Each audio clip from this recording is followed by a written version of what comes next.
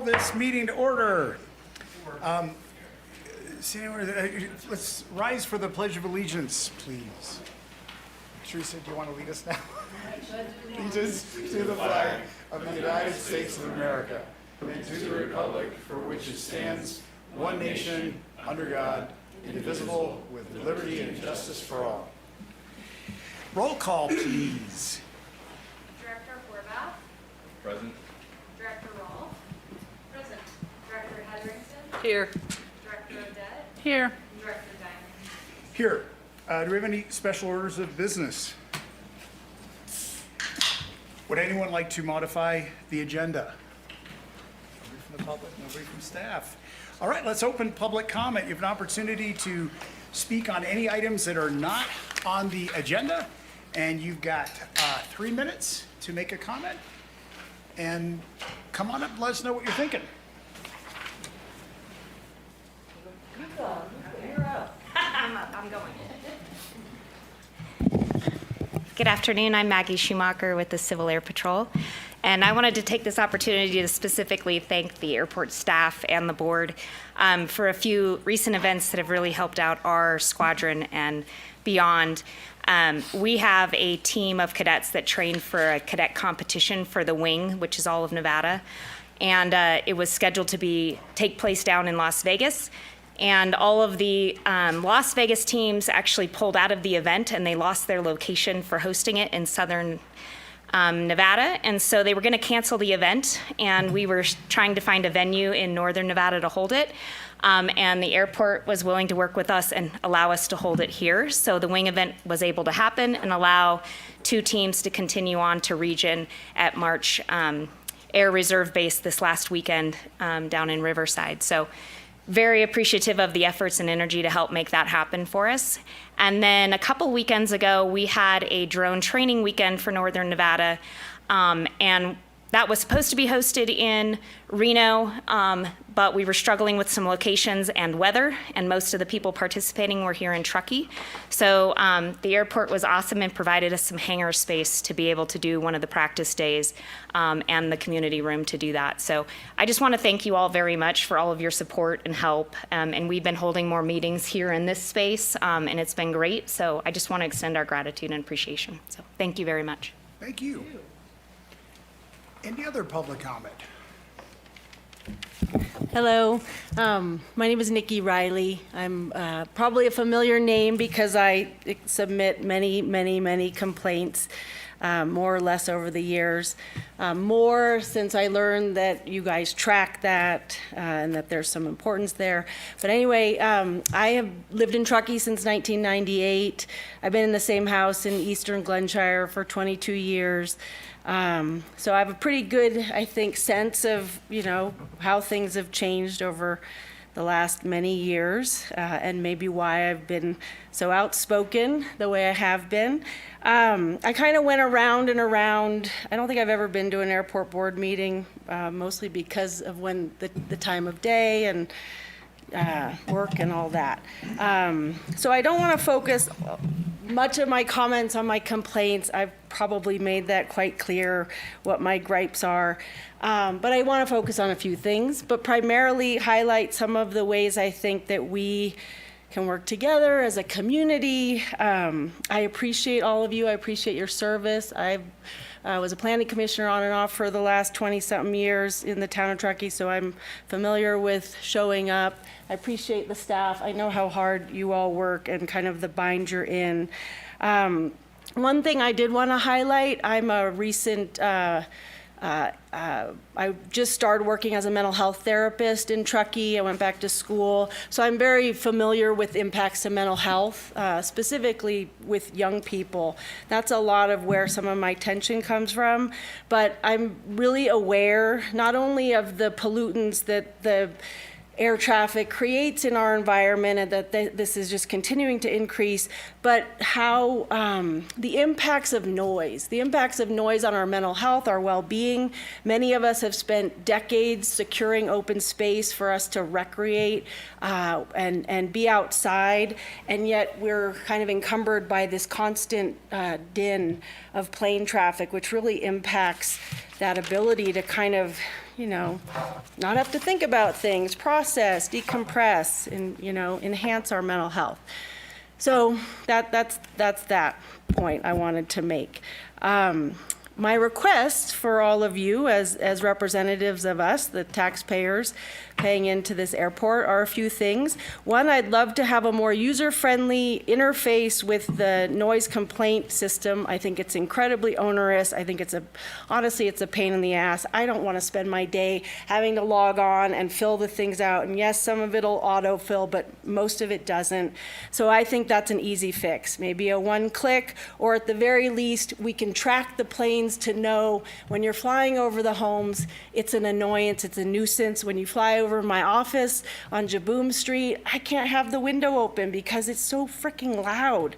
So those things, identifying like where are the planes going, maybe we could help notify those pilots to stop flying in these locations. Improved and enhanced outreach and education to pilots. I noticed on the website, it looked like the pilot info handbook was dated in 2016. May I have like one more minute? Sure. Okay, I appreciate that, thank you. So enhancing that, maybe increasing all efforts to tell pilots to avoid homes to the best of your ability, as well as downtown. And then there's, I know all the issues with FAA, blah, blah, blah. But could we possibly consider publicly shaming, or not shaming, naming some of these repeat offenders who continue to fly where people have identified it to be really offensive? It's just one thought. Maybe if the names were posted or on the website, they might care a little more. And then I'd like to continue community outreach and engagement. The ACT meeting I thought was a start. I would encourage less of a presentation, more Q of A, more problem solving, exploring possibilities of ending property tax assessment. And then my last piece was perhaps having someone monitoring Nextdoor and other social media platforms, of which I have totally divested for my own mental health, to identify inappropriate dialogue in an effort to support better community engagement. I think a lot of the reason why people don't show up to meetings is because you're gonna, be told all kinds of nasty things. And I definitely debated coming today, but I do feel like it's important to make your voice heard. So thank you again. And I have to go back to work, so I won't be staying for the whole meeting. You're missing out, Nikki. I imagine. Thank you for your comment. Do we have any other public comment? All right, close public comments, and we'll move on to the consent. Does anybody on the board want to pull any items from consent? Anyone from staff? Anyone from the public? Do we have a motion on consent? Motion. We have a second? Second. All right. All in favor? Aye. All right. Let's move on to our action items here. Tab number 6, annual audit presentation and acceptance. Who's leading this? That's me, but I was actually going to hand it off to Mike here, who is on Zoom with us, to present this year's audit.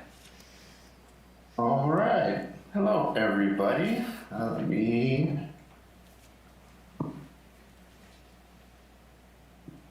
bring this up. All right. Yeah, I'm Michael Manicucco from the James Martin Company. We've been the friendly auditors for many years now, and we're here to discuss the summary of audit results as of December 31st, 2024. So first I'll go through the communication with those charged with governance letter. Then we'll go through some financial information and the audit report itself, and then the info control and compliance there. Professional standards require that we provide you with information related to our audit. Those things are like the responsibilities and opinion. The financial statements are the responsibilities of management, and our responsibility as auditors is to express an audit opinion. This year we issued an unmodified opinion. That's the one you want to see on your audit report. It's the best one that we can give. It says that your financial statements are fairly stated. Other items in this letter talk about there were no management consultations with other independent accountants, no disagreements with management or difficulties encountered, And we did receive certain representation that management has to take responsibilities for before we finalize the audit. Other items in here, significant accounting policies and changes to that policies. That didn't actually say no changes. So we did actually have a change in accounting policy this year.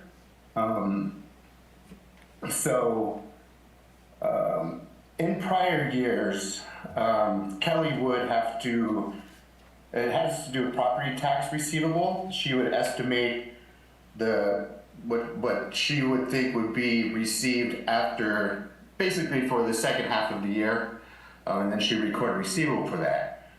This year, she has decided to only record the property tax when it's received, so it's the actual property tax when it's received during the year. And I'll go into a little bit more of that later. Other things in this letter, management judgments and accounting estimates. Collectability of receivables has never really been a historical issue with the district. And then net pension liabilities and the related deferred inflows and outflows. This we work with the actuary reports and make sure everything is appropriate and in line with standards. So an audit is more than just us going in and looking at the final numbers. We go in and gain an understanding of the systems, policies, and procedures in place. We do testing of internal controls, make sure there's no big holes anywhere. Then we gather our audit evidence, review details, perform test calculations, and then we review accounting methods and reporting. Results of the audit. The planned scope and timing went as anticipated. There were no findings identified in performing the audit. No significant adjustments or disclosures not reflected in the financial statements. So another clean audit. On the financial statements and the auditor's report, pages 1 through 3 of the audited financial statements, that is our opinion letter. Page 1, the very first paragraph, is where you'll see that we had an unmodified opinion. Also, in this year, we had an emphasis of matter paragraph. This kind of shows where you can find the change in accounting principle language. Pages 4 through 9, this is the management discussion and analysis. This is prepared by Kelly. It's a good general overview for the year and summary of changes from the prior year to the current year and things that happened during the year. All right, on to some financial information. The statement of financial position and balance sheet. Assets increased $575,000. Liabilities decreased $773,000. And net position is up $1 million. So on the balance sheet, not much changes here. So we have a $3 million increase in cash and a $3.6 million increase in other current assets. Basically, that's moving cash to the Cal Class investment account, which is kind of moving around the cash and investment piece. Total assets is sitting at $64 million. Liabilities at $9.1 million, and total net position is $67 million. Income statement of revenue, expenses, and changes in net position. Operations revenue is up $109,000, so not much movement there. The big change was in the federal revenue. There was a couple large, runway repair federal revenues received last year, so that revenue was down $5.8 million. Property tax revenue was up about $380,000, and operating expenses were up $1.7 million. Majority of that had to do with approved community benefits that were helping out the community. Here is the condensed income statement. We can see there's about $8.7 million operating loss. offset by the $9.5 million of property tax revenue and other non-operating income. So the increase in net position of $1 million brings it up to 67, that's how we get to our $67 million. One thing I wanted to point out, so you'll see that the prior year financials say they're restated. So that had to do with the change in accounting principles, so we can show a more comparative financial statement. So we there was a $4 million receivable last year for the property taxes that we kind of throw down as a change in accounting principle and a restatement of the beginning net position of the prior year. And it doesn't have any effect on the bottom line on the net position because it kind of gets flushed into the current year property tax revenue. Does anyone have any questions on that piece? I think you can just continue on. Okay. Okay, so that's financial information. On to the report on internal control. Like I said, there were no material weaknesses identified and no instances of non-compliance identified. On top of the audit, we also prepared the appropriations limit. So the budget appropriations basically can't exceed the current year appropriations limit. So they're about $615,000 on the two sides, so the district met this requirement. Oh. Overall, the district net position increased $1 million to $67 million. 58.7 of that is net invested in capital assets, leaving $8.5 million unrestricted. And of course, we'd like to thank Kelly and her staff for all the help making this another smooth audit for us. So thank you, Kelly. And if there are any questions? Thank you, Michael. Kat? Yeah. Any clarifying questions? No questions. Greg? Teresa? Mary? The only thing I would be, I'd be interested in receiving your PowerPoint with the diagrams. You know, that was an interesting chart that I'd like to see. I don't see it in Definitely. here. Thank you. Yeah, I can email that to Kelly. And Michael, I only have one question for you. Obviously you do a lot of these audits and every year we see ours and ours is great. Thank you, Kelly, for that. What percentage of the audits do you do turn out this way? Is it common or is this uncommon? I feel that we are very lucky. We don't have many problem engagements. I mean, we have a handful, but I would say a majority of our audits run smoothly. Sometimes some people have some holes in their internal controls that we write up, or they'll have some adjustments that we need to make, and we call those significant deficiencies or material weaknesses. I can't remember if the airport even has had any in the past.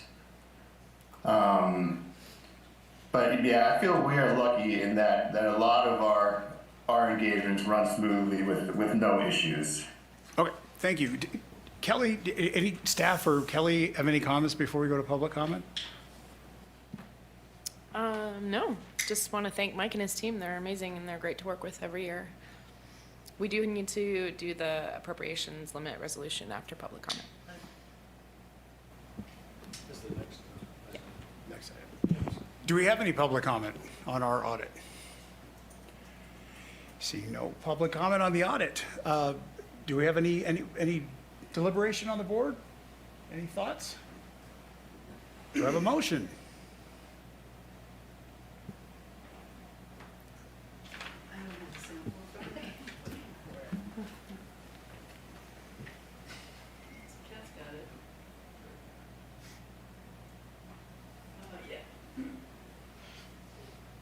I move to accept the audit and draft financial statements for the calendar year ended December 31, 2024, as prepared and presented by the auditors and recommended issuance of the final report. Good job. Second.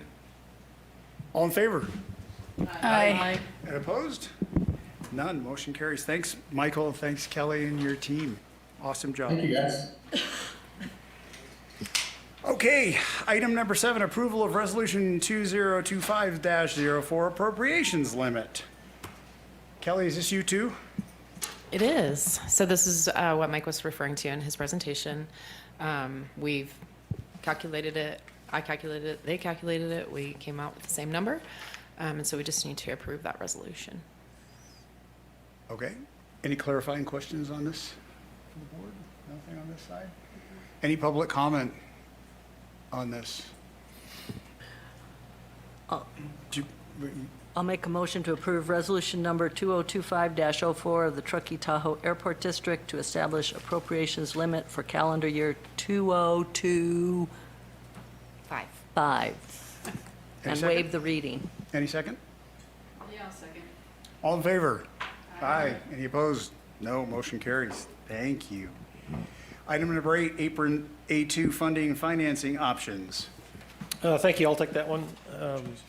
So in your staff report, you requested the district look for other options to finance the $5.5 million apron A2 construction project.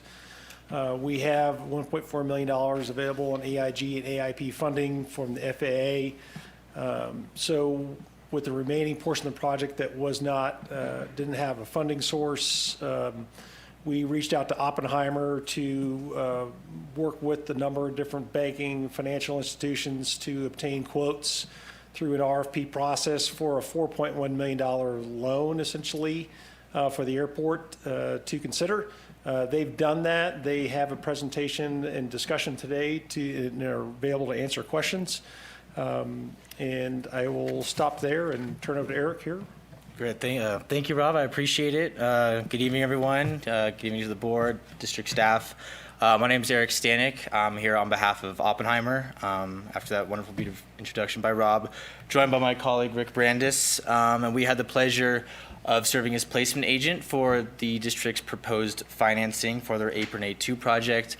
I'd just like to say it's been a real pleasure doing this.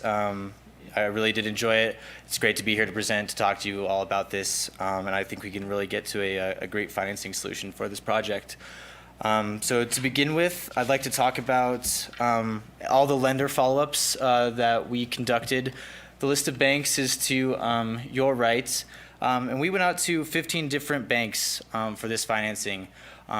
As a placement agent, similar to a real estate agent who connects you with, different housing options, we have acted sort of as an agent for connecting you all with different banks. And through the competitive process, hopefully they will all compete to get to a, very low interest rate or something that is very palatable for the district's finances. So, as I said, we went out to 15 different banks and we received proposals from 8, so a little over 50%, which is a strong result. In my experience, usually it's around 4 to 5, so the fact that we got 8, I think is really strong. It's just a testament to the district's strong financials, which is really great. Some feedback. Some of these banks don't provide any feedback. They don't respond at all, which is, I guess, their prerogative. Some of them can't take on new municipal debt. Others can't bid because it's an airport. Even though the finances are really strong, it's just their internal processes that prevent them from taking on airport clients. And another example might be they can't take on an airport client without any commercial business. So those are some of the feedback that we got from our potential lenders. Moving on, if we can talk about the summary of the bids. As I mentioned, we have 8 bids going left to right and then going on from page 1 to page 2.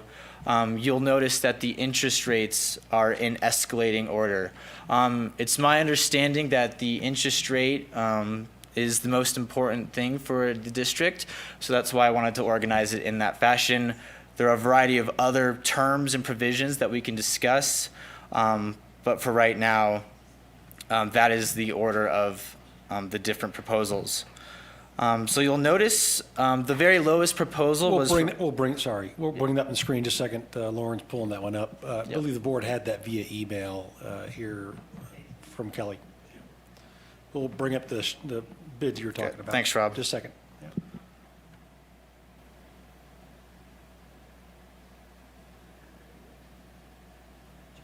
Yeah. Summary of RFP responses. Great. That's the one. All right, so you'll notice the very lowest one is from Tri-Counties Bank. I know the board, might have different opinions on the term length of their loan, but we went out to banks in mind with a 15 and 20 year. We also gave them the option if they want to include a different term, just to see how their bidding might turn out. So Tri-Counties came in with the lowest at a 457 for their 15-year term and a 475 for their 20-year term. Now, the only problem is that if you'll notice under the rate lock term, this is actually floating for until 3 weeks before closing. We did talk with Tri-Counties Bank today. They confirmed that they can actually extend that to 4 weeks. The only problem is that subjugates the board to substantial interest rate risk, given the volatile nature of the market. So we do not believe that is as competitive, just due to that floating nature. Otherwise, there's really no point to this process. The next bank is River City Bank. They have a 468 at a 15-year term and a 487 at a 20-year term. You also notice down at the other section, they did provide us with a 10-year term at a 414. So this would be the shortest term length at a very low interest rate, and that's something that I really appreciated. You'll also notice that in the other section, there are some other stipulations.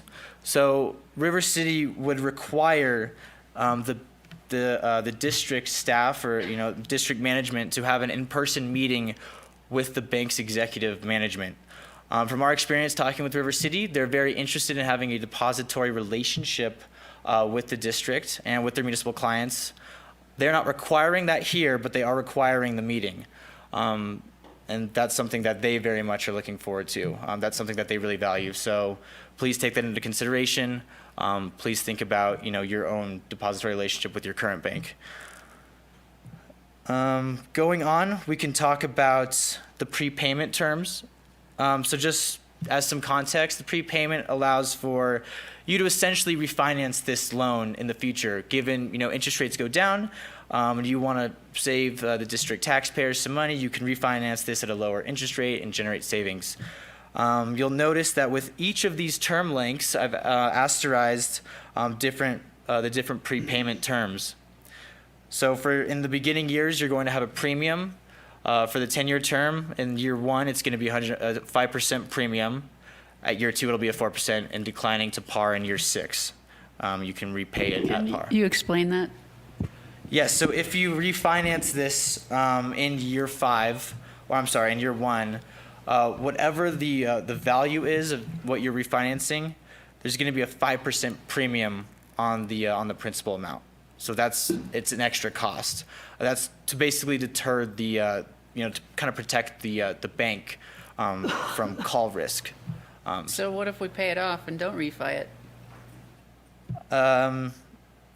I'm unsure if you would be able to just repay the loan off completely, though.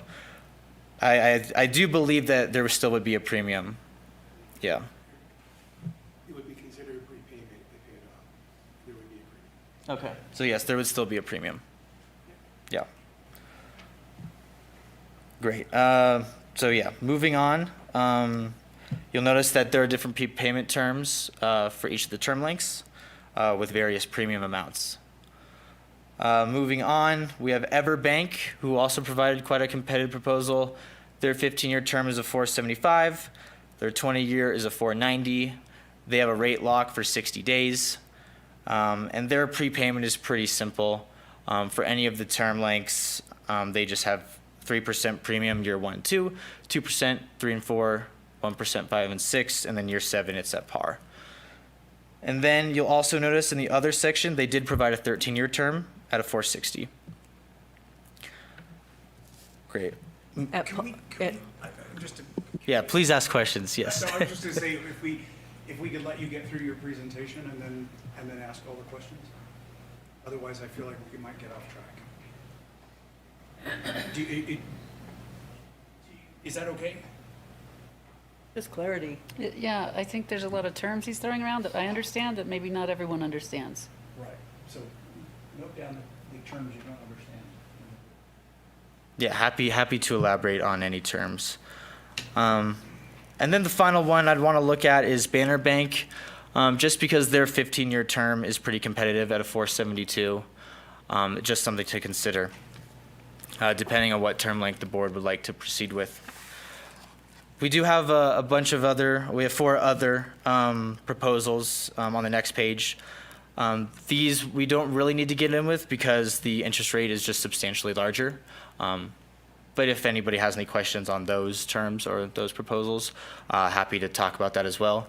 It is interesting. Citizens Business Bank, who did the district's 2017 installment sale agreement, their previous 2017 loan, they did provide a bid here. Unfortunately, though, their interest rate is a little bit more higher, so that is unfortunate. But it is cool for continuity's sake.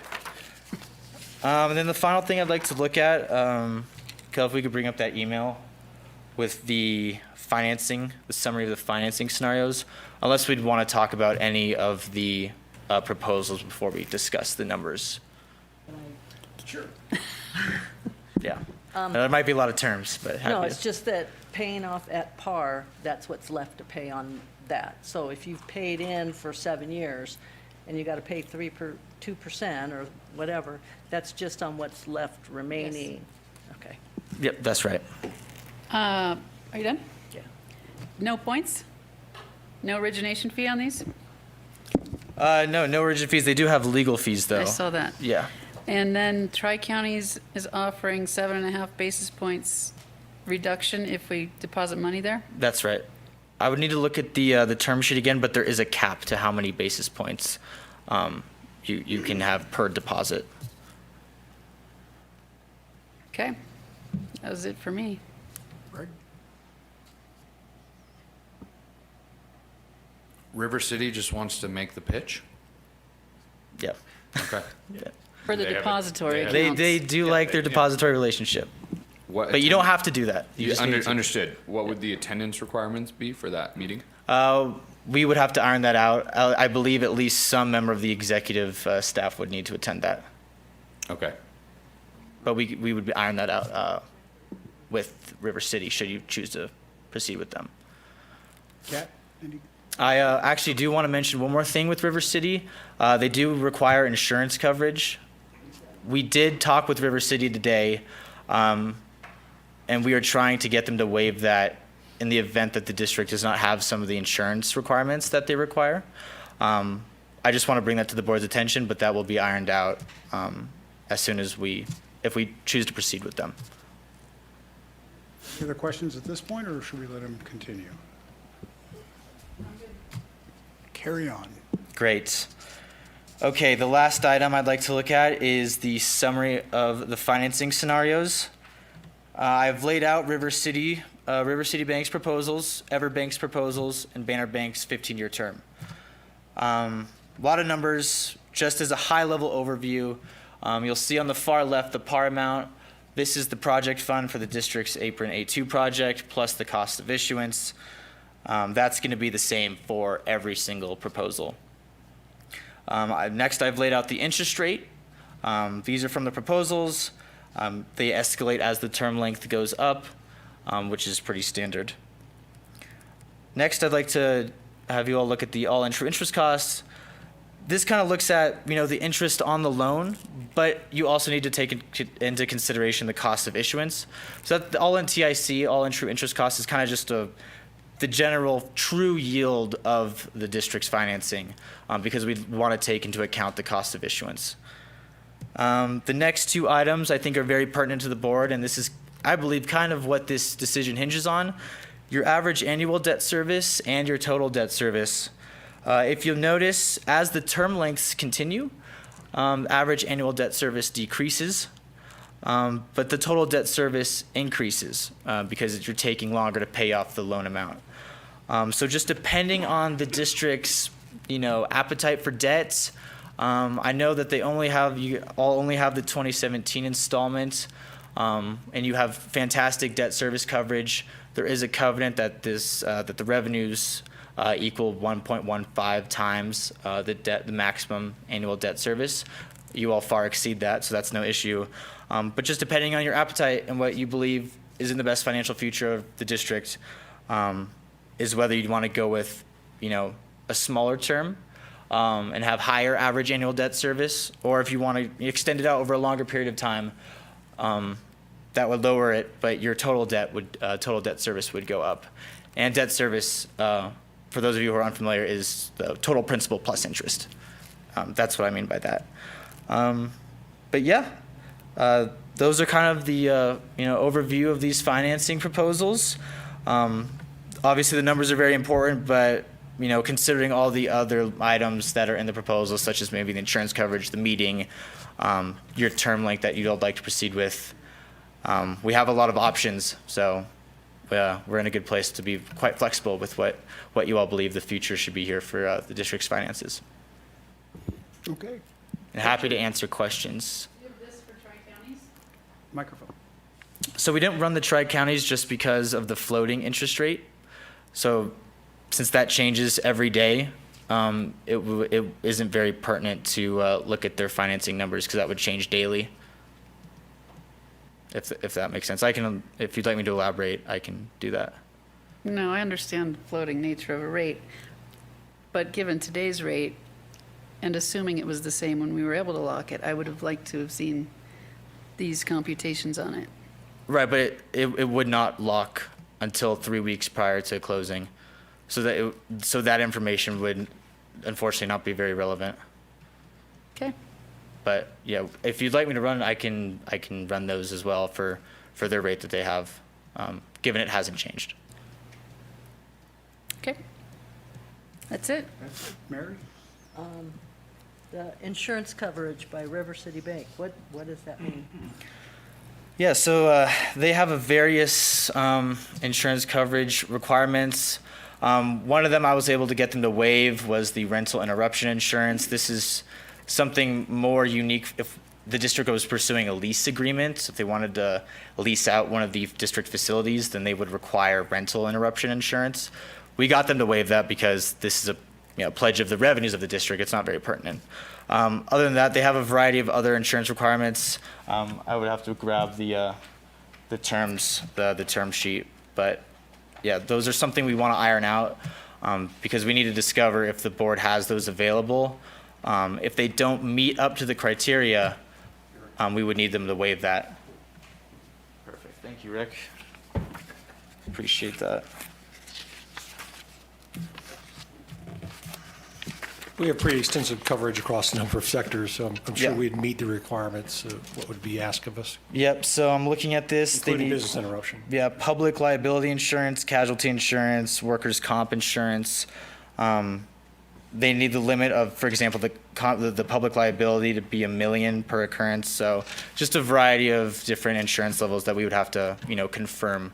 But I wanted to make this simpler for the district. So I was hoping to have them waive that in the event that you guys, for example, didn't have that worst case. But I'm still waiting for them to get back to me. They needed to internally review that. Yeah. Kat, any questions? Greg, any questions? You're good. Just a twice-a-year payment, not monthly, it's just. That's right, twice a year. Do we have any public comment? All right, open it for board deliberations. Who wants to start? Teresa? Yeah, okay. So Your world. you have, when you have a, actually, this is a question for you. A residential loan, and there's a prepayment penalty, it is only applicable if you pay the principal down by 20% or more. Is there any kind of, can we pay it down 20%, or is this any prepayment at all, $1? Yep, and you can prepay it in whole or in part, yep. And there's Yep. still a penalty on that amount. So if we prepay by $1, we're Yeah, going to there get a would- penalty? There would be a penalty, yes. It's just to protect the bank from call risk. Yeah. Yeah. I'm aware. Can you confirm that? Yes, I can come back. I will. I would can like to follow up know. with them. Yeah, no There's problem. Is that standard terms? Yep, that's pretty standard. Okay. Yeah. They that generally speaking, anybody you get a quote from, there's gonna be a prepayment premium. Yeah. So getting a different term would be highly unlikely. I will say though, on the Banner Bank proposal, Yeah, there's none. yeah, they were one of the few who has no prepayment penalty. You can call that in whole, in part, at par whenever you want, which is fantastic for future flexibility. And if you combine that with the 472 competitive 15-year, that's a solid option if you Yeah, all they're believe. their all-in costs were pretty comparable. And one thing to add, the direct placement market offers the ability to have banks offer an early prepayment. If you went to the bond market, it would be a 10-year lockout before prepaying your debt. Municipal bonds have a 10-year lockout typically. So the banks having this early prepayment for most banks could you is speak it? typical, but they like to have a sliding scale on that call premium or prepayment penalty. Thank you, Rick. Questions, Mary? I was just trying to ask a clarifying question. Oh, no, I don't have any questions. Nope. Not for him. Any discussion item? We're gonna have more discussion. Discussing. Yeah. I mean, Yeah, we're the on difference. discussion. Yeah. We're through with questions. So just as a comment, today we're looking for feedback on the bank, the entity, the term that the board is interested in as providing guidance. We can work with Oppenheimer to prepare the final documents, bring back next month, and the amount. And we've talked about that in previous discussion. Is it the one that's in the RFP, or do we seek a larger sum? So we definitely need guidance in those three areas. If we were to seek $1.5 million more, Yeah. do we start over? So this depends on each bank. I would go back and have a conversation with every single bank and just confirm if that extra, financing amount would require an internal, credit approval again. If that was the case, we would, assuming, have to do this process again. But there might be a few banks that might have, maybe the proposal, provisions might not have been as competitive, but they're willing to just give the extra financing amount, no questions asked, or maybe some questions, not as extensive though. So yeah, that would require a little bit of extra due diligence, which I have no problem conducting if that's what the board decides to do. Would we be insane to think that we move forward with one of these banks here and then went to Banner and asked for 1.5 million from them as a separate loan that we could repay whenever we wanted? Or would that be a complete change of everything?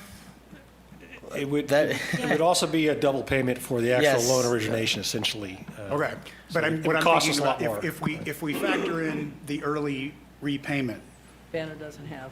Can you, no, but my point is, if we got the entire amount from another bank and decided after a few years that we wanted to repay some of that, the penalty for repayment on the other loan, would that, outweigh? Far I don't think exceeds. It would far exceed the difference in rate here. Banner is the no-brainer, in my opinion, because I think we might pay it, prepay it. right? And when you look at the maths, the interest rate difference is relatively insignificant. The fees are the same all the way across. And I'm sure they would give us the extra 1.5 mil. Right. Please. And usually, in residential financing, which is what I do, the bigger your loan, the lower your rate. I'm sure they'd be happy to give it to us. All right. Yeah, I would have no issue calling them up and asking, and I think they would. I hope so. Thoughts? I second what Teresa said about Banner. The all-in costs feel pretty straightforward. Yeah, And the prepayment is potentially a massive savings. yes. I am curious, are we tied to only the 15-year, or do we want to also look at the 10 or the 20 with Banner? They only gave us one option. Is that all they were willing to do? No, Banner's willing to do the 20-year, but we believed it more pertinent that the 20 years for Everbank and River City were superior due to their interest rate favorability. But I, again, can have no problem running those numbers for Banner Bank. It's 21 basis points Yeah. higher for the 20-year term. Not massively significant. Did Banner provide like a 10 or a 13? No, only 15 and Just 20. 15 and 20. Yep, that's right. But we could pay it off. Can you pull back up the all-in costs?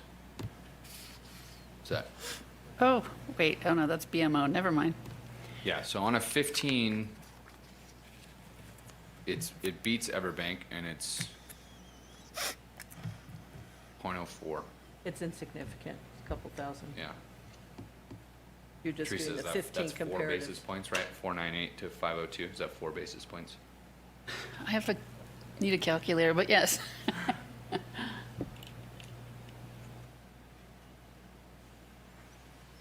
Yeah, We're talking 381, 383, 382, 383. the prepayment is a no-brainer for me, even if it was like a half a point higher, Yeah, sure. because 5%, Yeah, that, yeah. yeah. It's a lot of money.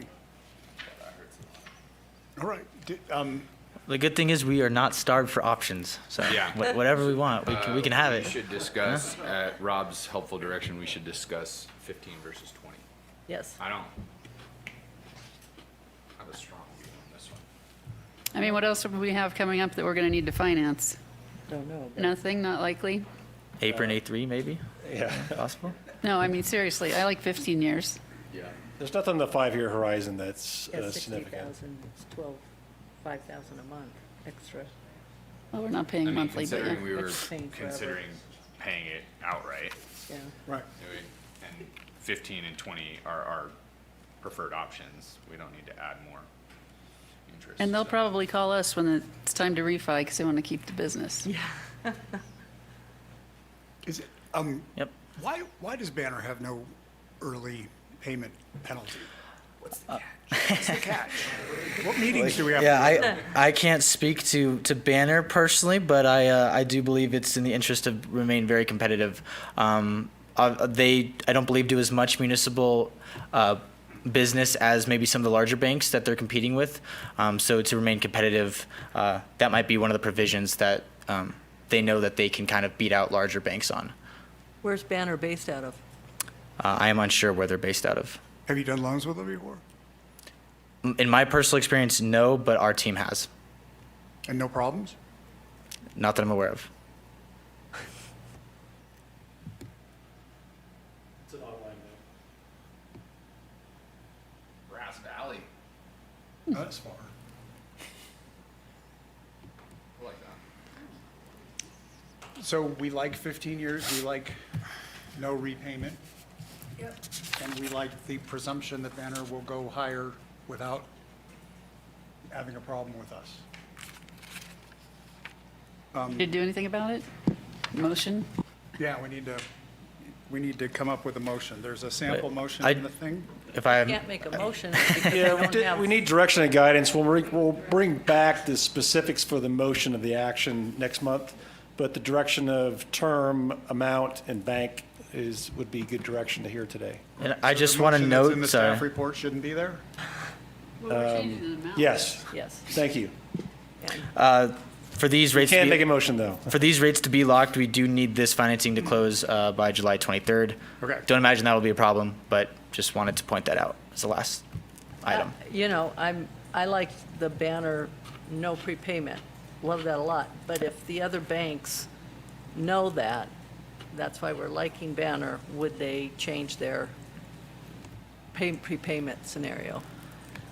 Is it worth asking is what I'm putting to the board. Is it worth I mean, having you make that contact point with them? I don't know the, I guess the appropriateness if I could take Banner's information and use that to push another bank to lower their bid. Okay. For this process, this is just purely for transparency. So that, to me, would slightly make that a little comparable, but I have not had that experience, but that's what I imagine it would be like. also, Mary, the upside of that is 0.04%, Not much. right? Like, So the we did best that- case scenario is that River City. We've asked Oppenheimer to go through a competitive proposal process, and they've all complied with that, 15, 20-year terms, with their terms. You said it very nicely, but to not necessarily the best business practice to go back and Right. challenge Gotcha. them based on one term, right? Okay, so you don't, even though it's an action item, you don't want a motion from us? Can't have a motion, we don't. Josh tells me it's not necessary. We don't need a motion. Okay. If the direction's clear, but if the board would be more comfortable with the motion, absolutely. I don't And- think the board, We don't have anything, Yeah. we don't have an approved, no, but we have. We don't have documents we yet, have a- right? We have direction in Yeah. regard to. And next month, we will have Hard documents to review. events Right. that we would make a motion on. Okay. So I'm hearing 15-year term, Banner Bank, looking for 5.5 million if possible. Eric, is that enough That is enough. Thank you. specific feedback? I Yep. mean, it's probably, from a competitiveness perspective, because we are asking them for more. Is it unreasonable to not necessarily share with them that we are currently leaning towards them? Do we anticipate that they may take advantage of that information? I believe, so the course that I think would be most pertinent would confirm with them first if they are willing to extend the full loan amount Yes. that you're requiring. Now, if they say no and they can only do 4.1 million, is the board okay with that? Or do we That's need to have uncertain. another? Okay. We would have to We would have to revisit that. deliberate, yeah. If that would be the case, then we might want you to talk to River City or Everbank. Yeah, this is, To get- like, we don't want to get locked in with Banner until we actually have the full. We full went amount. 5.5. Of course, of course. Yeah, you won't be But- locked in until you approve the final documents. Understood, we're- but I mean, we're locked s- in terms of being Yeah. on a Yeah, path, I mean, right? If we we're- don't have quotes from the other bank and suddenly we're running out of Right. time. We're asking Eric to work with Banner to get all the detailed paperwork for a loan, essentially. You have a different term for it, I forgot. Yeah. Loan's good. Asset sale or something. Installment sale agreement. Installment sale agreement, thank you. and if they, some banks have a max loan amount. If they tell you no, not 5.5, Exactly. is it 5 mil? What is it? What is Because their max? No, these are good questions. I will ask Banner Bank. In the event that they say no, and they're not willing to do this, I will coordinate with Rob and Kelly about next steps. If they do agree to this, I'm unsure, but I believe I would need some sort of official approval that we can now tell Banner Bank that they have, brought in as the lender. To prepare all the documents to Prepare, meet their yeah. commitment. Yeah. Yeah. So that could be in June, or you could call a special if we have to. Yeah, I'm sorry, just clarification. You need a motion today to move forward? I'm saying I'm unsure if that requires a motion to officially bring in Banner. Well, we, Rob, excuse me, Rob, it would be right to have a selection today. Yeah, that's, even if all the terms need to be brought still, we're asking the board to select a term, a vendor, and amount. but we don't know if they can do our amount yet. Can we do Well, choose assuming that banner and all- have a not to exceed Have- and just do it that way? Is that legal? So this is a legal question. It's what Oppenheimer needs for their process. That's why- Right, so if we move that we're going to take banner and we want a loan that's not going to exceed 5.5 million, but not less than 5 and million. not less than 5, can we do this? That's the direction, right? I don't know the legality of that, whether we can tell them they have officially been selected, but with the requisition that the floor loan amount of 5 million is not what's proposed in their term sheet. Yeah, I can refer to the legality. Regardless of what the board does today, it's not binding, and it doesn't prevent them from moving forward in a completely different direction. Well, that helps. I don't think that the motion will have a legal effect. It's a question of what you need for your process to move forward. Okay. Please come up and speak to the. So it will become part of our official meeting minutes, providing direction, a recorded document that will provide you, that'll become official at the next board meeting, actually, when the minutes are approved, when you bring back the document. Yeah. So, but the guidance that we give today it will be recorded officially. You can verify what the board would like to do. Teresa, am I out of line on having a concern about expressing that we are going with them before they have given us a quote on the full amount? Okay. I don't think you're out of line, but I don't think it's a big concern. Okay. They want to get, that's how they make money, you know? Yeah. But is there a possibility that we go back for 5.5 whatever, and then the interest rate is now, It should be better. yeah? It should be, but this is my, if we've told them we're going with you, by the way, give us a quote on this larger amount. We can still change our mind per Josh. Okay. So quick question for you. I'm Rick Brandes. Hi. Eric did a great job. Better than, okay.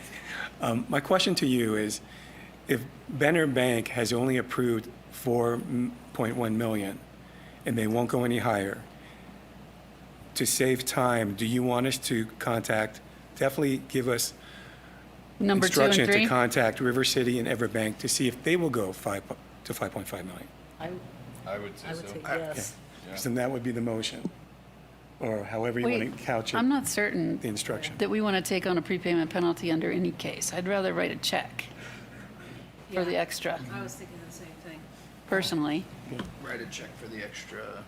1.4 million, if we get to that point. Self-fund the, Self-fund the 1.4. anything above 4.1 million, right. Okay. Or take the FAA grant, you know. Well, we're looking, right? You have what you need? So I'm almost there. I'm so close to. So I believe I'm gonna go back to Banner Bank, ask them for the extended loan amount. Now, in the event that they cannot provide that, is the district comfortable then with financing that with cash, the extra loan amount, as you I am. mentioned? Yes. All right. Yeah. That's. I believe I have everything I need to continue this process. So yeah, thank you all. This was a wonderful experience. Yeah, happy to answer any questions if they come up throughout the process. So, Thank you. Eric. thank you. Good job. All right, Great job. item 9, aviation STEAM programs. That sounds like Jeff. That's me. Go, Jeff.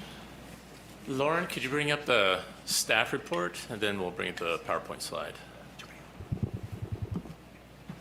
So this is a discussion item, and this is, we're seeking board guidance and feedback on this strategic initiative as to, are we doing the right thing? Move left, move right, but it's to get feedback. I have talked about this. Rob has talked about it. It's been in numerous AVCOM reports. I've talked to some of you individually. So this is just trying to package everything we've done to date since we started talking about STEAM education, the last strat plan, but kind of this, no kidding where we're at today. So what I'm going to do is I'm going to talk about who we've reached out to and a framework for how we're looking at STEAM. So today, these are all the stakeholders that we've engaged with. In some of these agencies, there's numerous people. It's not just one single person. And this is not a closed list. If there's another entity out there within the district or the region that has some interest in aviation STEAM, they're absolutely welcome to attend. So we've had 2 meetings to date. Each of these, there have been at least one, if not a couple one-on-one meetings with these agencies. And we've had 2 meetings where we've had everyone in the room at the same time. In fact, Director Rolf Katt was at the first one. Can you scroll to the second page, Lauren? I think this. And go ahead and call up the PowerPoint slide now. And can you go to slide 2 first? Thanks. So it's going to be a really wide, when you say STEAM, you know, what are you talking about? You know, how do we discuss it? So this is the framework that we've come up with, and in the 2 meetings to date that we've had, everyone has said, yeah, this works. So across the top, there are 3 bins. I call it Energize, Grow, and Gain. Energize is some type of event, activity to create interest in the subjects. Easy to do, one and done. Air show. That's an energizing activity. The next spin over is grow. This is where you're learning about a subject. It's a club. It's Civil Air Patrol. There's some type of it's the Truckee robotics. It's some type of ongoing interest where the person is growing in that space. It's someone that's going to the maker space and learning how to do CNC, learning how to weld. They're growing in the space. And then the third category is in-depth knowledge or certification. Someone solos a glider if they were part of the Truckee Soaring Youth Academy. They're getting their Part 107 drone license. They became a private pilot. So as you look across the three categories, it's real easy to do energize. Grow is a little bit more difficult, and gain is by far the most difficult. Across the left are just, from talking to everyone, age brackets that we thought are appropriate, generally speaking. So there's kind of a cohort of kind of the under 10 age groups, the 10 to 12 age group, 13 to 17, think high school, and greater than 18. To date, as you can see, most of the activities that the district has supported are in the Energize grouping. We've, in the Grow, we have Boys and Girls Club, Civil Air Patrol, Roundhouse, generically. And in the Gain category, we have the TTS Youth Academy. We've supported T-Rocketry, and they've had a couple students within professional club rocketry earn some like level 2 and 3 certifications. We have the TTAD scholarship program, which we've done the past 2 years, or last year was $40,000. This year, again, will be $40,000. But though it's more difficult as you go from the Grow to the Gain. From talking to the stakeholders, which were in the first slide I showed you, there's more interest in the Grow and the Gain categories. The energizing activities, while interesting, are good or easy to do, but don't have kind of that stickiness of actually necessarily changing the trajectory of someone's life. Can you go to the slide number 1?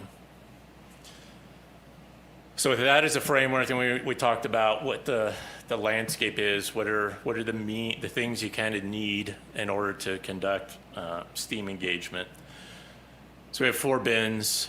Starting on the right, you actually have the medium. There's a lot of STEAM medium here on the airport, whether it's the Roundhouse, aviation. There's lots of things that we are doing that we can use and leverage to discuss STEAM. The second, moving from right to left in the green container, is resources, which is money and expertise. By and large, for where the T landscape is right now, it's decently resourced and there is enough expertise. Getting people to continue to volunteer is the challenge, but there is expertise. The gaps right now are some type of space or facility. The Roundhouse here on the airport, we've been using EAA. We've been trying to leverage this space more often, particularly with Civil Air Patrol. This is a high demand space. And then the last category is the synchronizer. Right now, there's not really a synchronizer function amongst the various stakeholders. We've talked to some to Park and Rec, talked to the school superintendent, the assistant superintendent for curriculum, the Truckee Tahoe High School principal, some of his staff, and their career training education counselors has attended our meetings. But there's not necessarily, it's not in anyone's job jar to be a synchronizer as to what's going on. Is there a common calendar? That doesn't really exist. Across the bottom are most of the groups from the prior slide, just kind of showing some arrows as to kind of where they fit across that landscape. And I put Truckee Tahoe Airport District over there on the far left. That we do have STEAM medium. We clearly have resources. We have some space, not optimal, and right now there is no synchronization, but everyone has said that would be good, and so we think there's an opportunity for the district to help do the synchronization. When we've talked about this in the past as well, at least as your director of aviation, I do not view it that it is our role to actually do the things to teach the youth how to do something, but rather we're the venture capitalist, we're the enabler, we contract someone, we're putting things together, we'll synchronize things in time and space and with resources for it to happen, but we're not the ones actually doing it. It's not me and David Van Quest or someone from the ops team that's going to, go out and spend a Monday through Friday running a Mission to Mars camp. But we will absolutely help and support and fund Civil Air Patrol to do that. Can you go back to the staff report, please? Everything in the staff report is I thought it would be easier to show it visually. So specifically, if you can scroll down a little to items 1 and 2. So based on what I said with the PowerPoint slides, based on the framework and kind of the landscape, here's where we think for synchronization, what's possible. We've already created to date, we have an online calendar, and so we're asking all the stakeholders to provide us the information, and then we populate it. So now you can see Mission to Mars, you can see when the rocketry events are out in the Black Rock Desert, you can see everything that's going on. From talking to Nevada County, Career Training and Education, they have a full-time equivalent that's working within Nevada County to try to create some CTE programs. This is an important point. STEAM, if you're technically talking STEAM, when you put on your school district appropriator hat, you need to have a technical degree to do the STEM in terms of different funding streams. If you do career training education, you can do the same activities, but it opens up the aperture of what is possible to do. Lots of school districts have moved less into the STEAM at a technical level, though it's the same activities, and put it under a CTE hat because it gives them a lot more flexibility for who they can have run the program, and there's more opportunities for funding. From talking to Nevada County and the school district, they would love to do a CTE aviation shadow day or even potentially a shadow week. That's something that we think we could do in the short term. Maybe not in this coming fall semester, but maybe in the spring of '26. We think there's also an opportunity through working with the various stakeholders of doing some form of we'll continue the meetings probably on a bi-monthly to quarterly basis, but some form of STEAM continuing education program. And long term, we think there's an opportunity. The high school, the school district, the high school is interested in doing an aviation program, but it's really a long term. It would be like a 27, 28 academic year start or 28, 29. AOPA, Aircraft Owners Pilots Association, it's one of the largest pilot associations out there for general aviation. They have a high school curriculum program that goes grades 9 through 12. There's, there's dozens of high schools around the country that operate the AOPA program. They have a full curriculum. The curriculum's free. And there's a high school in Southern California that we were getting in contact that they've been doing it for 8 years. And they did a ninth grade class. The ninth graders went to 10th grade. And at the end of the 4-year program, you either get your Part 107 or your private pilot's license. And when I say in my analysis, this is long term. Often there's more funding for some of these programs, and there's funding that's left on the table, AOPA, ALP, kind of all the NBAA, AAAE. There's funding for lots of these programs. There's not lots of pathways in order to take a large amount of money from the National Business Aviation Association that may have a $100,000 grant willing to go to the Tahoe Truckee Unified School District and in order to go through the AOPA high school curriculum, and then we can get 6 students flying lessons this year. I think it's possible, but it's a longer term commitment. But you need to start the conversation now if it's something you want to do in 27, 28. But that would be the in my humble opinion, the big long-term stretch goal. I think that is something that we, as a district, could do in terms of synchronization. We wouldn't physically be doing any of these, but there would be staff time involved, potentially district monies involved as well. We're already doing the $40,000 a year scholarship. We're supporting these, Boys and Girls Club. But these are things that we could do as a district. The second item that we talked about, and I think everyone is very familiar with, is the facilities. So currently, the EAA building is the primary venue for STEAM activities. It has large conference room, office, small kitchen. It works. The challenge is getting access on and off, and it's twofold. One is having often parents that are not aviators or familiar with driving on airfields, driving onto the ramp. So there's I wouldn't say a security in terms of malfeasance, but in terms of just kind of risk if they turn down the wrong way, knowing, the aircraft have the right of way, or there's a Global 6500 out there, it's a $75 million jet, and they don't put the car in park or something, and it, dents it. The second piece, and I was unaware of this until talking to the stakeholders, but because robotics uses it, Civil Air Patrol uses it, and then the Young Eagle flights, is so we have tried to mitigate the having, I won't say random, but community members driving youth out there. But then there's also, if you're the adults sponsoring the event, you want their parents to be able to show up. You don't want to be like, hey, give me 15 minutes notice, then I'll come let you in. So there's that element that I was unaware of. But as a parent, I think that's very relevant. So what we have looked at, and we started looking at this with TTSA when we demolished, removed the old dilapidated building, and we now have a temporary building out there. Due to snow loads, it's very challenging to create temporary buildings in our zip code, in our area. We talked to numerous vendors. There are some vendors that will create a year-round facility. So out at TTSA, it's a temporary building. It's not a shipping container.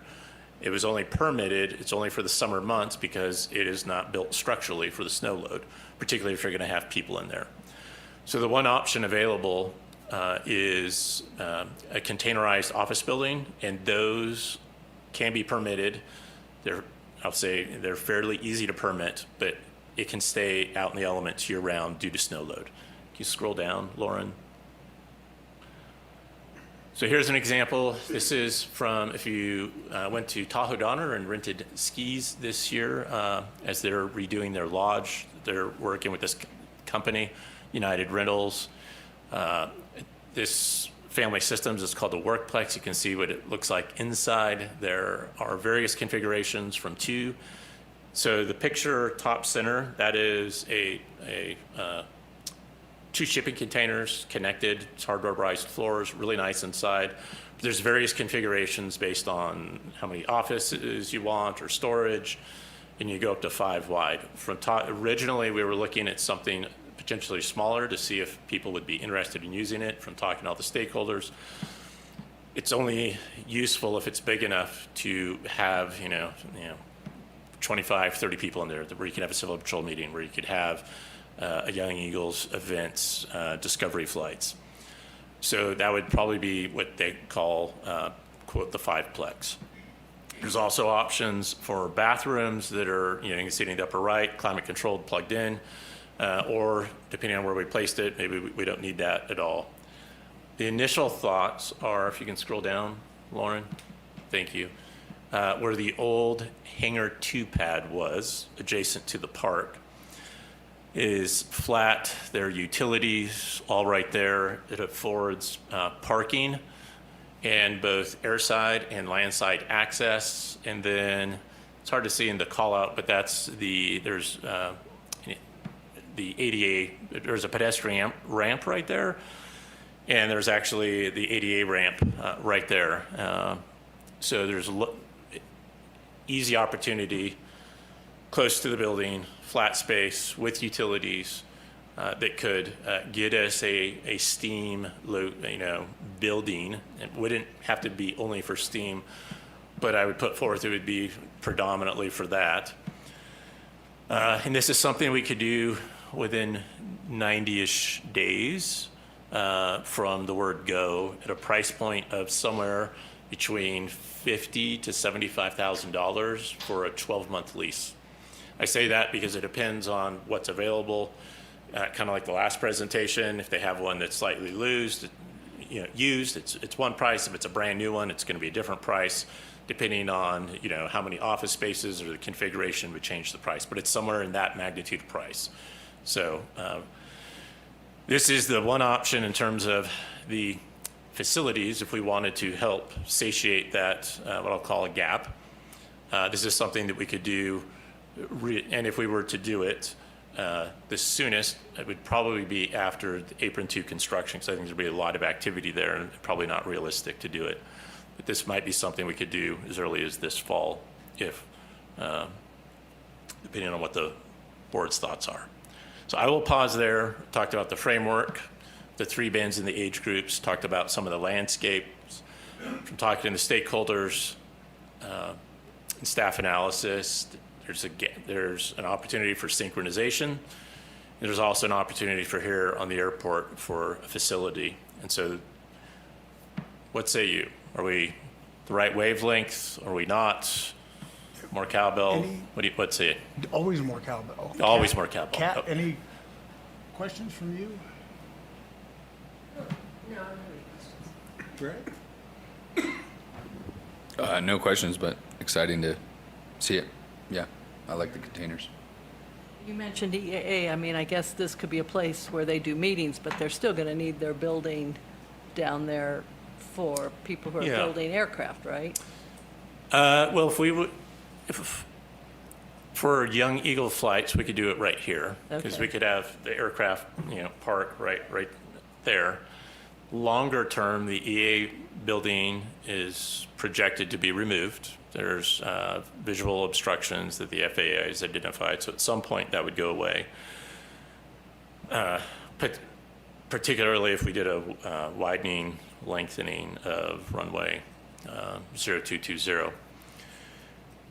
One thought, and it's an if then to an if then to an if then, but if we did something like this and there was another hangar space or a hangar with an end cap available, we could, have EAA move to a larger hangar, not an exec, but there's some hangars that have end caps associated that would be large enough where you could have the end cap with tools where they could do some things. And if we had this building, I think it would create a pathway for potentially removing the EAA facility out there. That would be down the road. But I think it opens up that potential. And in all your conversations, like you say, we're providing place, we're providing information, but in your discussions with people, you're getting that there are volunteers and that there is. Well, there are. I will say that every time I talk to Civil Air Patrol, like, Jeff, when are you going to start volunteering? Hey, who can help run Mission to Mars? So so a lot of the volunteers have been doing this for a long time, similar to the Air Show Committee. Right. And so I think it's important that we, invigorate a new generation of volunteers in this space. Okay. 'Cause- So, yes. Yeah, I see that as being very Yeah. important. We also talked if we were to do a STEAM education facility right there. So the shipping containers come in like that gray. They won't allow us to paint them, but we can do we can put vinyl, like stickers on them, if you will, like big professional. So there's lots. I think there's an opportunity in terms of, that playground is probably the highest used playground in all of Truckee during the summers. It's packed right now at Red Truck in that playground. If there was a STEAM facility right next to that park, I think there's some opportunities just with the amount of traffic we get, particularly during the summer months, to in terms of communication with the physical presence of that building really affords a great opportunity just for people to see, hey, this is what we're doing. And the scheduling, because, the high school's after school, middle school's after school. Who would be responsible? No, this is, That's like Director huge. Diamond talked earlier at the workshop, this is, in terms of fully loaded cost, by doing this, there's more staff time involved. Managing this room is not consequence-free, there's staff time. People call Lauren, they schedule things. There's money exchanged if they're bringing food in here, or there's deposits. Depending on the time of day, sometimes it's, O&M, or sometimes it's AVCOM coming down to open the room. This would be in that same, there would be, we would have to work with the various stakeholders, but there would be a staff time. It would not be overwhelming, but, truth in advertising, there would absolutely be additional staff time in order to manage and facilitate the ins and outs of that facility, to make sure that it's clean, to make sure that it's, the lights are working, et cetera. And you could get us an estimate of that would we have an estimate of that at some point? Staff time, the staff time? Yeah. We could. And the gate, would that have to be moved and more fencing around the building? So right now, Lauren, could you scroll in on by the park? Because Yeah, the red, scroll in as big as you can. So right now, vertically, they're lasers. That's the current gate fence. That would not have to come down. There is a Jersey barrier blocking this pathway, because there's also a Jersey barrier right here because it's big enough to accommodate a vehicle. We would remove that Jersey barrier. This has an ADA ramp. We would probably leave that Jersey barrier there. We've talked about doing something to kind of create some type of spacing around it. So if people are in there, they just don't, maybe we add more K-rails around it, some temporary fencing. But I think there's, I'll say easy, I say that tongue in cheek, but I think there's some easy options where we could create some type of barrier or something to prevent someone from, randomly going out into the airfield. Yeah, okay. That it? You say something that I go, oh, but. Could we go triple wide? And if so, what additional cost would there be? Well, I can try to get pricing. What they had available, it's funny listening to the banks. They were really wanting to talk about stock available. We went to Tahoe Donner. We walked through the buildings. And from talking to the stakeholders, I think the 5 wide, which comes, I think the raw price was like $42,000 for 12 months. $42,000 for 12 months. Wide. 5 wide. Oh, I thought we were talking about 2 this whole time. No, the 5 wide is the 50 to 70 range. It's at 40 for the 5 wide is just the flat rate's $42,000. There's a drop off pickup and some other fees. Fully loaded, and I'm guessing there will be an additional cost of the utilities are right there, but connecting the utilities and some permitting will be another $10,000. I don't know. $42,000 to purchase, not to rent. No, that's a 12-month lease. 12-month lease. 12-month lease. Which was my next question. Can we buy it, and would we be interested in buying it? Lease to buy. We can find out. I mean, if it works, it's a really great option. I think part of the concept we talked about is using temporary structures on a 1-year lease is to make sure we have the right configuration. Is 5 wide? Is it 2 wide? Do we have the sizing right? And is there good utilization of it? Yeah. Before we spend more time and effort securing a long-term facility. So that was the basic concept. Could find out if at some point we wanted to buy it, we could just buy it and be done with it. If we decided it fit all of our parameters. Right. No need to start over with somebody else. Right. I'll find out. That's it for me. I've got some questions for you. The Placer County wasn't mentioned in the list of participants. Did they have Was there nothing from Placer that would be, No, it was Nevada County ended up in the forum because the high school counselor, the career training education counselor, the Truckee Tahoe Unified was working with the Nevada County CTE. We did not reach out to Placer County, but we could reach out to them as well. Okay. So through the school district, they pulled them in. gotcha. I also had the estimate of staff cost, and if we're confident we can do this with existing staff, or if we think that this leads into the need for additional staff, I think would be good to know. I think my recommendation would be to do with existing staff. So when we repurposed DVQ's position, and so he's doing PIDE outreach, STEAM, and also working in the leasing portfolio, the full intent is that position would be able to absorb some of this. Okay, gotcha. So I would not recommend hiring an FTE. If we did something, it would be some type of contracting if it was something and that person was maybe doing some of the things. But I think with current staff, we could facilitate this. Do we have any FAA issues with putting a building like that on the ramp? The good news is there's already a building on our airport layout plan right here. So Hangar 2 is still on our ALP. So the dimensions of this facility are smaller than the old Hangar 2, which I never saw.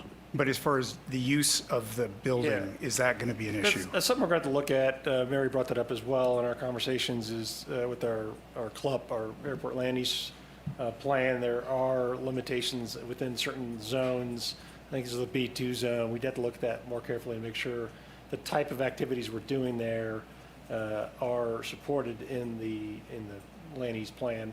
I believe they are from my initial read of it, but it's something we could have more scrutiny on and make sure we're doing that right.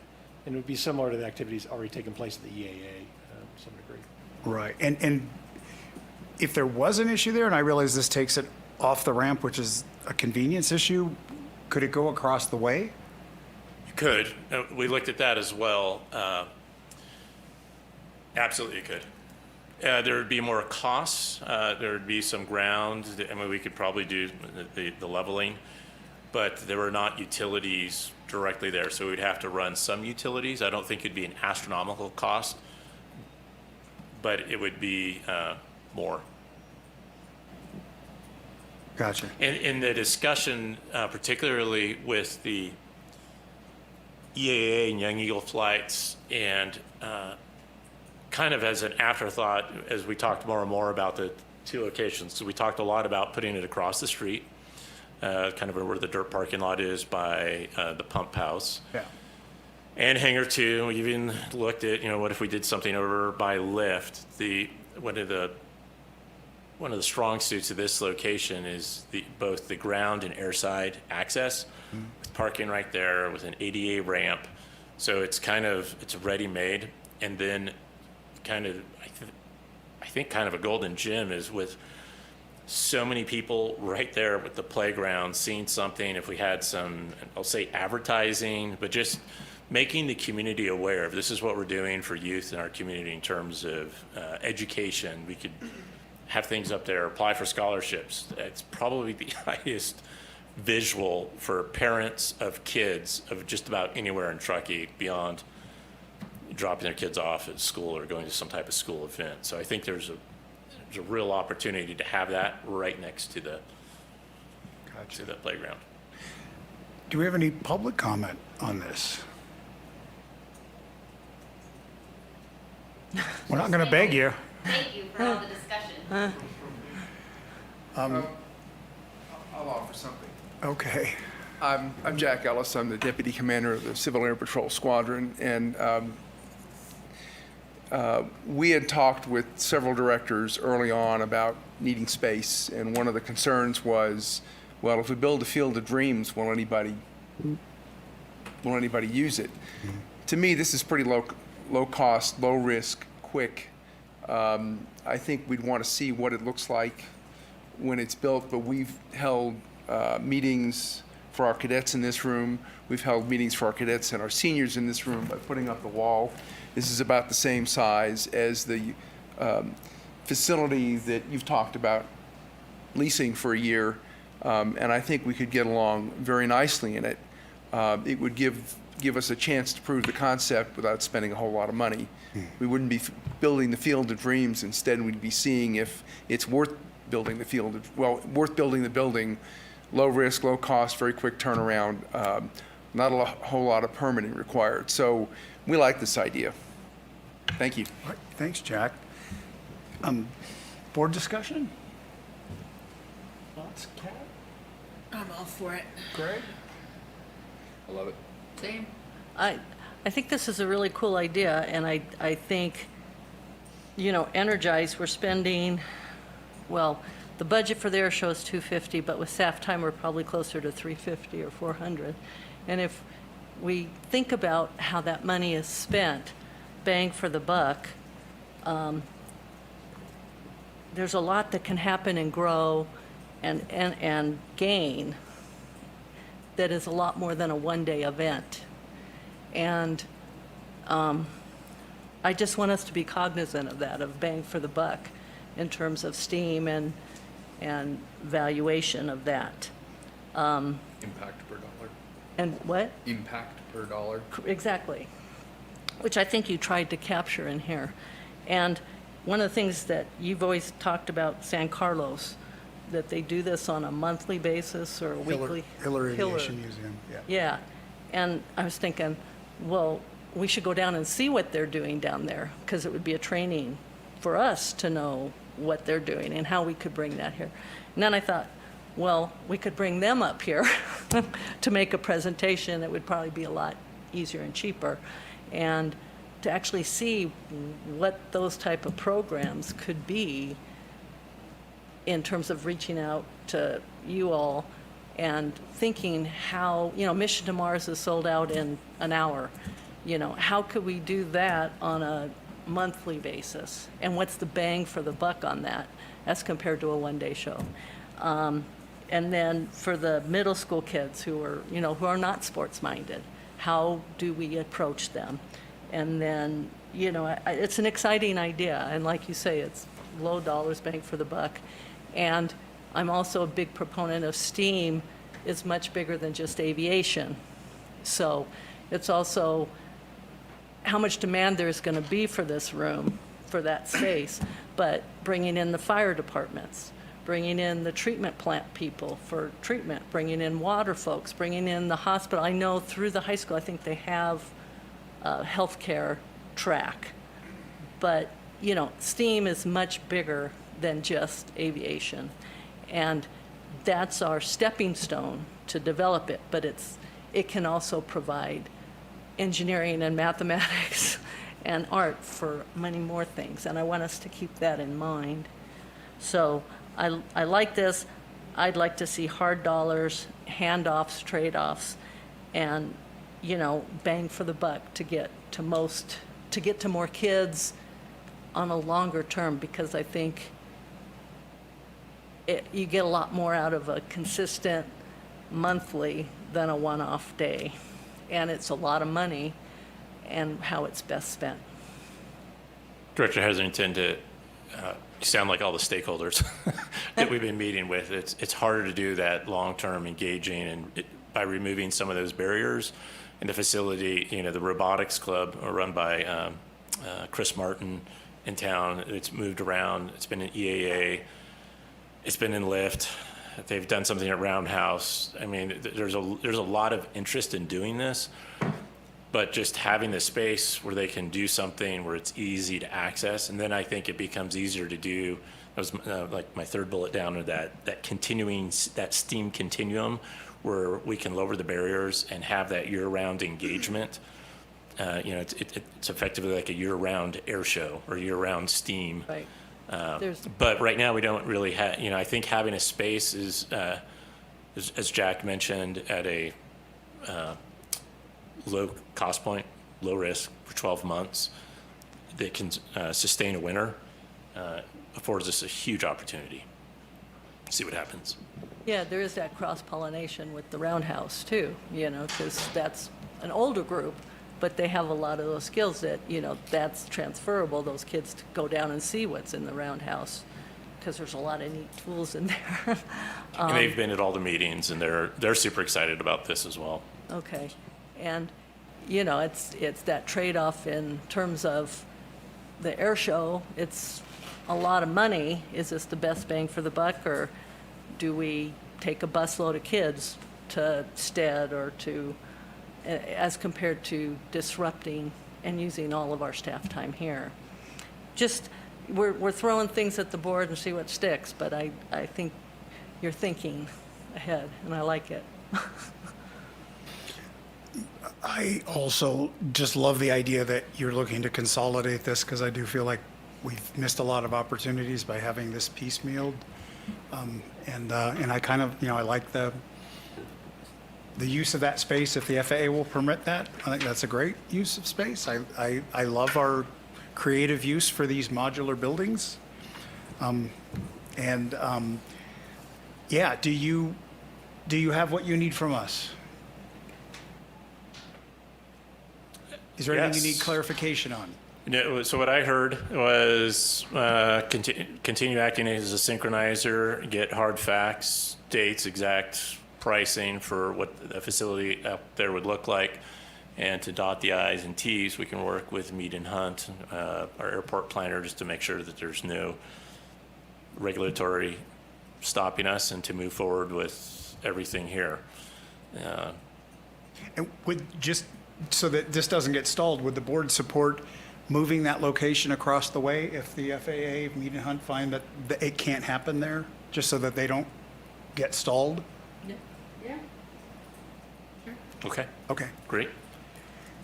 thanks, Jeff. Item 10, board committee assignments, ad hoc committee reports. We'll start with housing. Lauren, if you have any updates? Beyond what's in the report?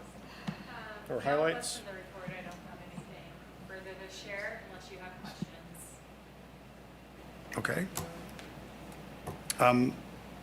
Let's just go through them all, and then if there's any questions. Revitalization Steering Committee? I don't know if you saw in the Sierra Sun yesterday, but the third Catalyst project was approved by Town Council. So it's the, on West River Street, it's a restaurant distillery. So, yes, no. It's the bar property. I can't remember their address, but when I say that, everyone knows who they are. It's 50/50. 50/50. Yeah. Yeah, they've been working on it for about 7 years. Alicia. Okay, Climate Transformation Alliance. Nothing further than what's in the report, unless, Greg, you had any additionals? Only feel like piggybacking on your comments earlier. I've been an observer in the CTA meeting so far, and my experience of it has been similar to what your sentiment was earlier. So as far as what action we want to really push for, sounds like Rob's got a great history of already doing that in there, but I'm happy to have that conversation because I feel similarly to the concerns that you expressed earlier. Yeah. And yeah. That's why I gave it to you. Yeah, I noticed. Yeah. Get it all done, Kat, and turn it over. That's right. Well, do we want to agendize a discussion about that? Yeah, I think that was kind of Yeah. consensus earlier, was either June or July, putting that on our Let's put agenda that on for there. discussion. Act attendance by directors. Let's see what's coming up. For some reason, I felt like I was not going to be here. So the June, I am going to be here. June 11th? One sec. Is falling in line with our theme of the day. Does any director want to do that? And we also tentatively have this on our June board meeting as well, STEAM and Air Show. Okay. It's a theme this time of year. Remind me, these are at 5:30. They're consistently at the same time? 6 PM is, this one might be a little different. Are we starting earlier in this? I think it's 6 PM. Yeah. 6. I would like to go. All right. Greg is there. Anybody else want to go? Yeah, I'll go to that. And Kat. Awesome. And then the TNT TMA. Yeah, I've got a gap again this month. Our principal board member is absent on extended vacation. We'll get that updated this next month. All right. Any board questions on any of that stuff? Any public comment on any of the? All right. I'm guessing we have no deliberation on it, so we can move on. General Manager's report.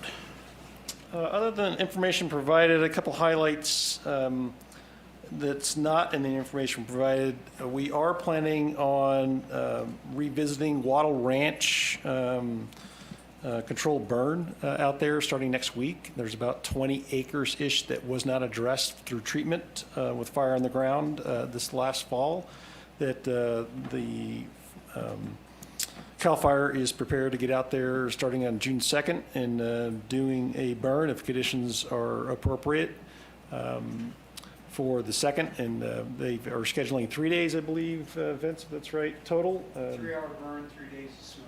3-hour burn, 3 days of smoke as it smolders over time. Ideally, we have great conditions for that, and we send all the smoke east again instead of just locally here. Alpha, Fire sent that out, just if you were signed up with CAL FIRE, I got a note. they're sending information out already, right? And we'll have signage out on the facility trails, letting people know.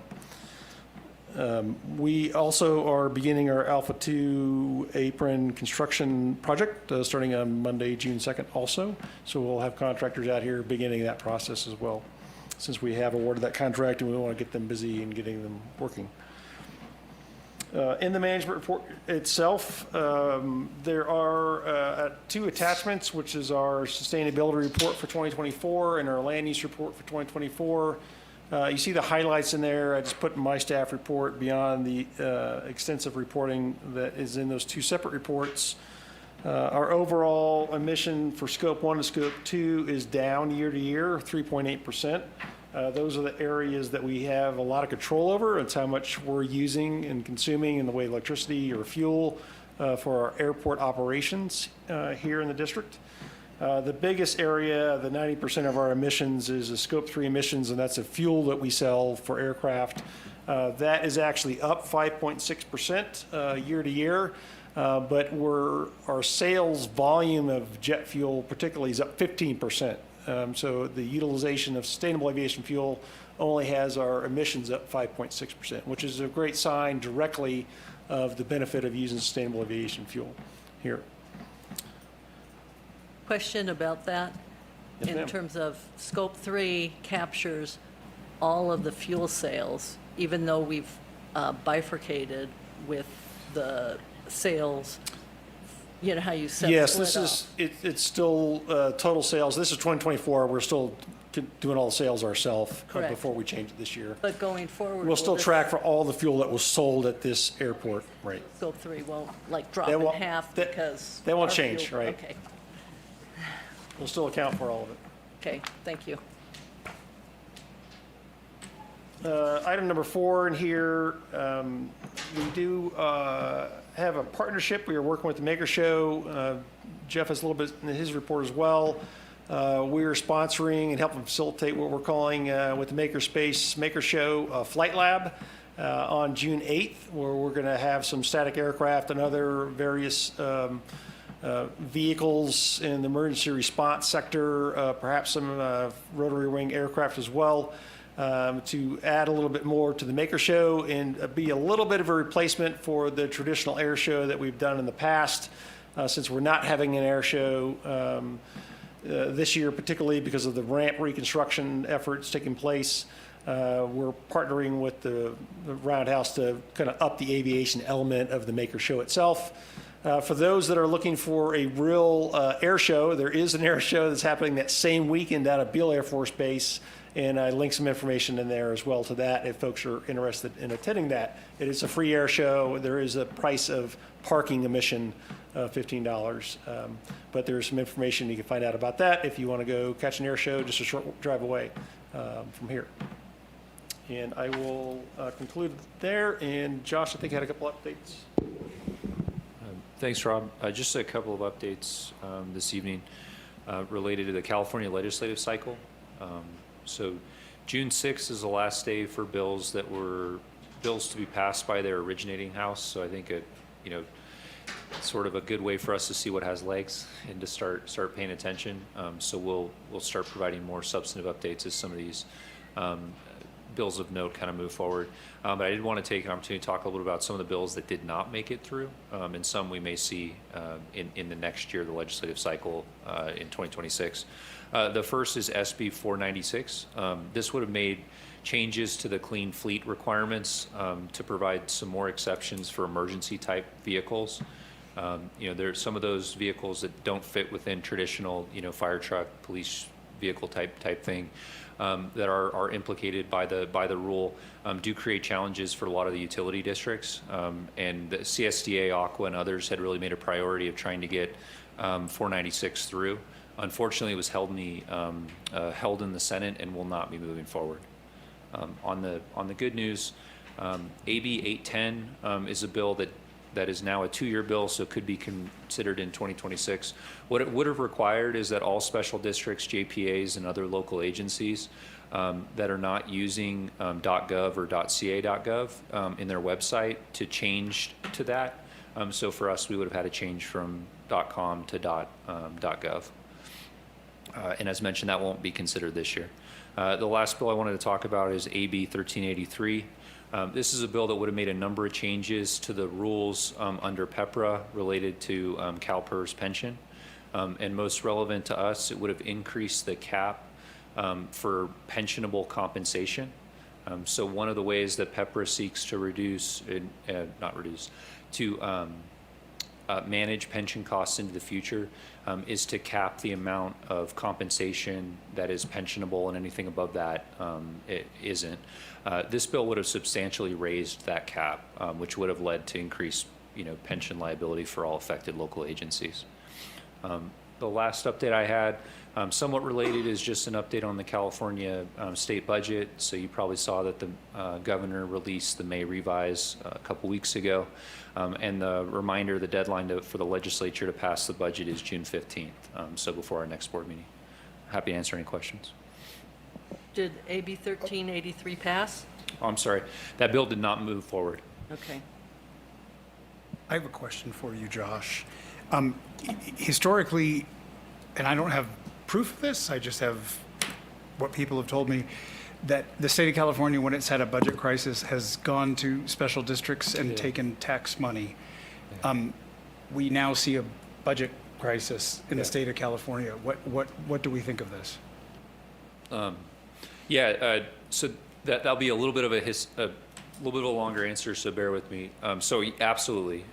So historically, what would happen, and I'm going to speak very much from a local agency perspective and reveal my bias, is that if the state had a budget issue, they would just take it out of the locals, and the League of California Cities, CSDA, Aqua, all the great stakeholders, CSAC that advocate for local agencies, among others, had proposed a series of initiatives that went to the voters to help protect local revenues in these types of situations.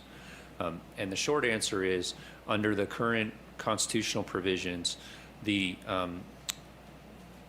state can no longer balance its budget on the backs of local agencies, and specifically, the state cannot redirect property taxes, which historically were one of the buckets they would grab, from local agencies to the state government without a vote of the people. What they can do is the legislature can reallocate property tax within local agencies, like within the county, for example. But even that requires a 2/3 vote of the legislature, so it's something that's incredibly difficult to pass. So the good news, back to your question, is I never underestimate the creativity at the Department of Finance and others at the state of California. But there are significant protections in place now to protect local agencies from attempts by the state to try to shift revenues from locals to the state. Thank you. Right. Hide it all. Aviation Community Services report? Sure. As Rob mentioned, the Roundhouse is having a flight lab. And the term flight lab, just for context, they have a robotics lab. They have a whole bunch of different labs during the day. So we're the flight lab. So they are super excited as well. We've done a lot of outreach to the hangar tenants. We had an in-person meeting, emails on website for all the ramp construction and all the other events that are going on that may impact our local tenants, both air and land side. Operations for last month, nothing too significant. In terms of noise, 14 households, 25 comments. Of interest, no noise complaints from Olympic Heights, which is the first time in a long time, if ever. Ventura County contacted us. They are trying to learn about our noise abatement programs. Mentioned earlier, we had a Fly Safe event. We had Air Traffic Control 101. We had about 75 attendees. The room was packed, and the next one will be CAL FIRE air attack. It should be super interesting. Also in September, Juan Brown, who's a well-known video influencer in aviation, is going to do our September event. So Blanca Aéreo will be here. Steve talked about the flight lab. Mike Cook hosted Tech Teens. It's every 2 weeks. There's a group of, it's sponsored by the school district. They go to different special districts to see what is being done in the tech space.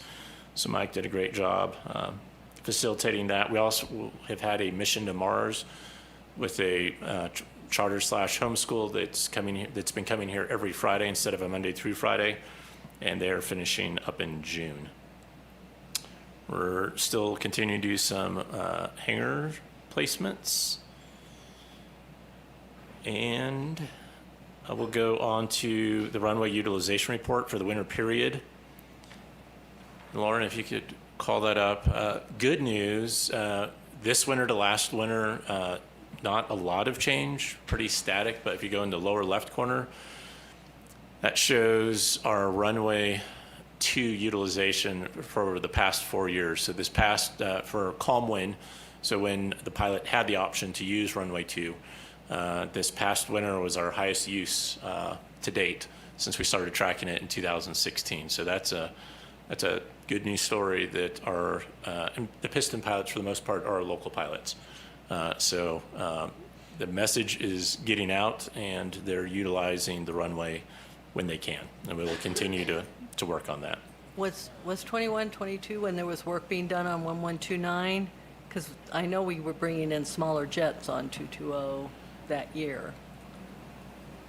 I don't know. Okay. On occasion, jets do land. Every month they're landing on runway 02, but it's single-digit percentages, and often owner-operator as opposed to flight departments, and smaller. Yeah. So, I wonder if that might be related to the lack of comments from Olympic Heights. maybe. It'd be nice to see that continue. No, I think it's a full court press. I think it's the work that Kay was doing, and David, our tower does a great job. We, send out publications.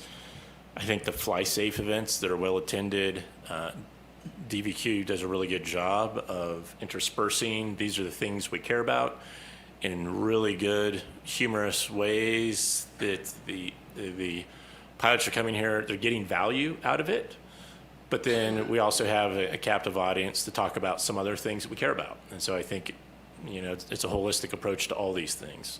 I don't have a single answer, and our tower is probably the biggest influencer in that space. So, Yeah, for the rest of the board, even though you're not pilots, except You kind of. I would recommend you do one of the Fly Safe, for no other reason to see DVQ's floor show. It's very entertaining, and it's in my opinion very spot on point messaging wise with what the board has asked the district to do. So thanks, David.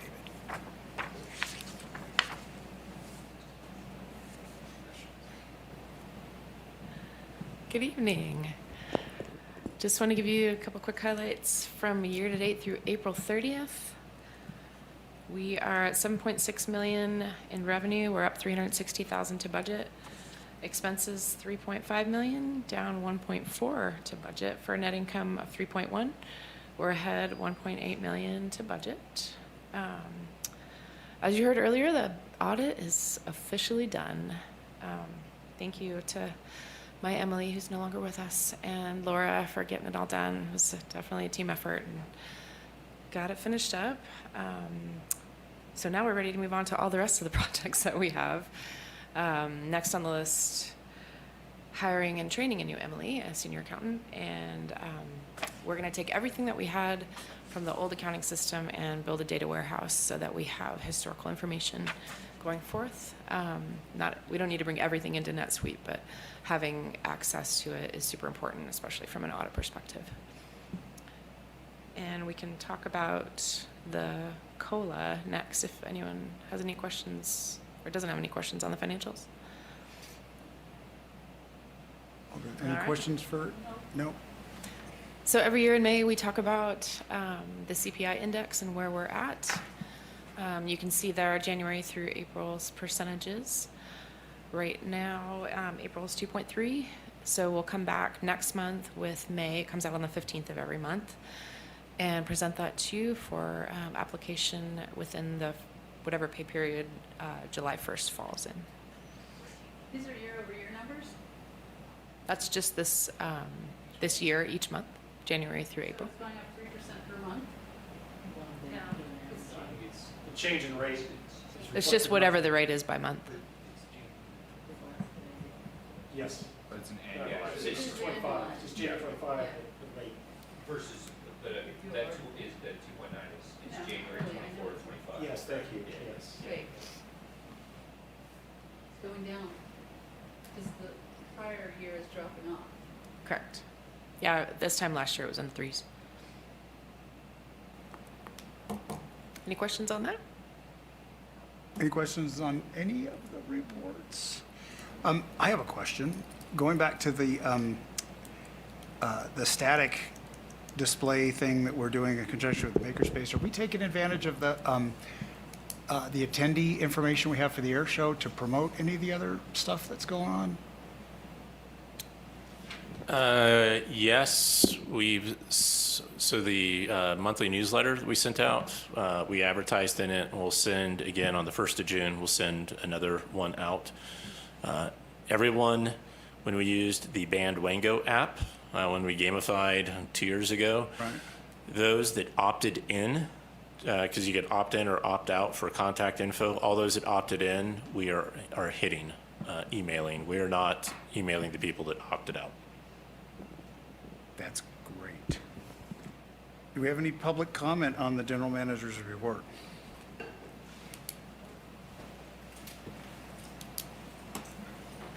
When I looked at the agenda yesterday or the day before, sorry, it's been a long day for me, I noticed that the Beale Air Show was on there and also the Maker Show.